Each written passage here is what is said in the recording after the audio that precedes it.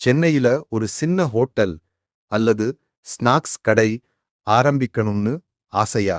1,00,000 இருந்தா போதும்னு யாராவது சொன்னா நம்பாதீங்க. 2026ல சென்னையோட நிலவரமே வேற. அட்வான்ஸ்ல இருந்து விளம்பரம் வரைக்கும் நிஜமான செலவு எவ்வளவு? வாங்க பார்க்கலாம். வாடகை மற்றும் அட்வான்ஸ். சென்னையில இப்போ புது ரூல்ஸ் வந்தாச்சு. கமர்ஷியல் கடைக்கு 6 மாச வாடகை தான் அட்வான்ஸ் தரணும்.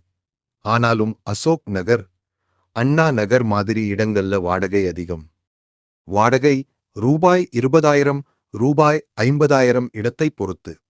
அட்வான்ஸ் ரூபாய் 1.5 லட்சம், ரூபாய் 3 லட்சம். சுமார் 6 மாத வாடகை. அம்பத்தூர் அல்லது மேடவக்கம் மாதிரி வளர்ந்து வர்ற இடங்கள்ல கடை எடுத்தா வாடகை கம்மி, ஆனா கூட்டம் அதிகமா இருக்கும். பொருட்கள் மற்றும் சமையல் உபகரணங்கள் புதுசுதான் வாங்கணும்னு இல்ல.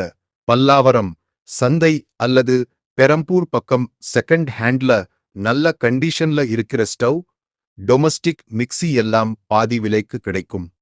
உபகரணங்கள் ரூபாய் 50,000, ரூபாய் 1 லட்சம். மூலப்பொருட்கள் ரா மட்டீரியல்ஸ். முதல் மாசத்துக்கு அரிசி, பருப்பு, எண்ணெய் வாங்க ரூபாய் 30,000 தேவைப்படும்.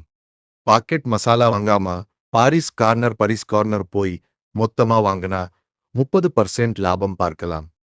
விற்பனை மற்றும் விளம்பரம். கடை தெருவுல இருந்தா மட்டும் போதாது, போன்ல வரணும். இன்ஸ்டாகிராம்ல உங்க கடையை சுத்தி இருக்கிற 3 கிமி மக்களுக்கு மட்டும் விளம்பரம் பண்ணுங்க.